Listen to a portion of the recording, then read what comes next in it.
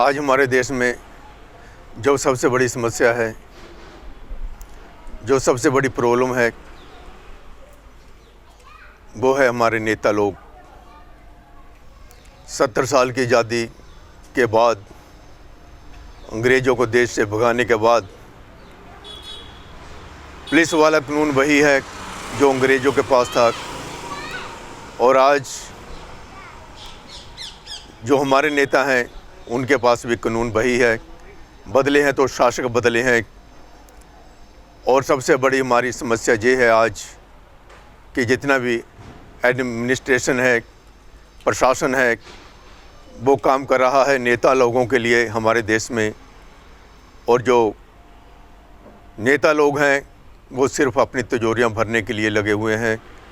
70 साल में आम जनता के लिए किसी ने नहीं सोचा कि हमारे देश के लोगों का भविष्य क्या होगा, फ्यूचर क्या होगा। लेकिन आज भी जब किसी डिपार्टमेंट में जाते हैं तो उनका एक ही जवाब होता है कि हम तो करते हैं, लेकिन जो नेता लोग हैं वो हमें करने नहीं देते।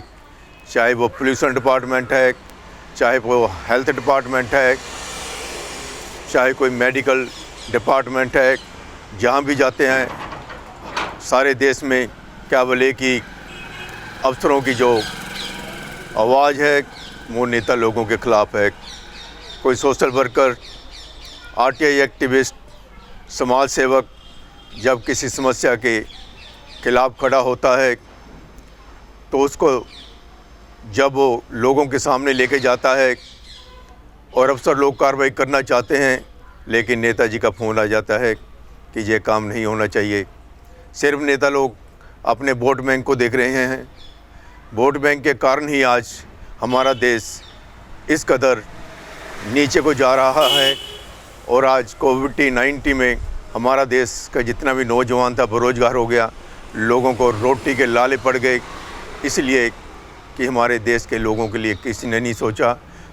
और सबसे बड़ी बात यह है कि अगर पोल्यूशन डिपार्टमेंट लें, जब कोई पर्यावरण की बात होती है लोग उसके ख़िलाफ़ खड़े होते हैं, तो जो अफसर लोग होते हैं अगर काम करना चाहते हैं तो नेताजी कहते हैं नहीं, इसका काम नहीं होना। ना हेल्थ के ऊपर, ना ही जितना भी हमारा जो एनवायरनमेंट है और जितने हमारे दूसरे साधन हैं वो सिर्फ दिखावे के लिए हैं, और जहाँ से नेता लोगों को पैसा मिलता है, जब बनता है, वही काम हो रहे हैं। सबसे बड़े जो इसके लिए ज़िम्मेवार हैं वोटर हैं।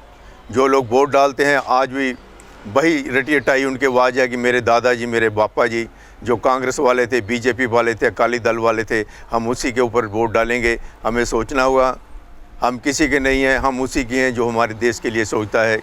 कोई पार्टी हो, जो नेता, जो पार्टी देश के लिए सोचेगी, आप उसी को वोट दें। अगर आप ये मन से निकाल दें कि हम कांग्रेसी हैं, बीजेपी वाले हैं, अकाली हैं, तो ये हमारे लिए कि हमारे आने वाली जनरेशन के लिए बहुत बुरा होगा। तो आइए हम आज प्रण लें कि हमने देश को चलाना है, ना कि नेता लोगों ने चलाना है। जब कभी भी इलेक्शन होते हैं आप पार्टीबाजी से ऊपर उठकर, अपने दादा परदादा वाली पार्टी से ऊपर उठकर उस नेता को वोट दें, उस पार्टी को वोट दें जो देश के हित के लिए सोच रही है। अगर आप ये नहीं करेंगे तो आने वाला जो फ्यूचर है, हमारी जो न्यू जनरेशन है, उसके लिए बहुत ही हानिकारक होगा। क्योंकि अब रामलाल से श्यामलाल जो थे, अब वो राकेश कुमार, जितेंद्र कुमार, मनोज कुमार में बदल गए हैं। उसके बाद अब जो नई जनरेशन आ रही है वो पार्थ दीक्षित आदि की आ रही है। जो नई जनरेशन, उनके नाम भी ऐसी हैं, तो उनके लिए हमें कुछ करना होगा। नहीं तो फिर वही जो फ्यूचर हमारा अंधकार में है, जो 70 साल से एक पीढ़ी चली गई जिन्होंने आज़ादी ली थी, अब दूसरी पीढ़ी है वो भी हमारे लिए बीज बो रही है हमारे खिलाफ़। तो हमें उसे बदलना होगा। हम तभी बदल सकते हैं जब हम लोग अपना मानसिक जो विचार हैं उनको बदलेंगे। तो आइए हम अपने मानसिक विचार बदलें और अपने देश के लिए कुछ सोचें, और अपने जो बच्चे हैं उनके भविष्य के लिए सोचें। तो हमें बदलनी होगी अपनी सोच। जब तक आप सोच नहीं बदलेंगे, घर से कारखाने, कारखाने से रेस्टोरेंट, बस हमारी इतनी दौड़ है, और ये दौड़ को हमें रोकना होगा, इससे दूर जाना होगा। तभी हमारे देश का भविष्य जो सुरक्षित होगा। नहीं तो जो ड्रैगन, जो पाकिस्तान वाले, चीन वाले जो हमारी तरफ आ रहे हैं, वो आगे बढ़ते रहेंगे, और आने वाले समय में हमारे लिए बड़ी मुश्किल होगी। श्रीपाल शर्मा के साथ कैमरामैन दलजीत जो मेरे साथ काम कर रहे हैं। धन्यवाद।